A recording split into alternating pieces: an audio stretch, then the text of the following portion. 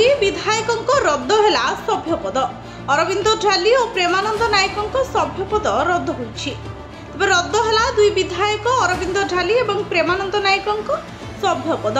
विधानसभा सभ्यपद रद्द करिसेंति बाचस्पति प्रमिला मल्लिक। संविधान नियम मुताबक कार्यानुष्ठान नेबा सहित बाचस्पति प्रमिला मल्लिक जयदेव विधायक और तेलकोई विधायकों सभ्यपद रद्द करिसेंति। एही दुई विधायक बीजेडी छाड़िबा परे मार्च 18 तारिख में शासक दल मुख्य सचेतक प्रशांत मुदुली एने बाचस्पति पाखरे पिटिशन दायर करथिले। सुनानी पाई दुई विधायकों को एथिपाई नोटिस मध्य कराइथिला।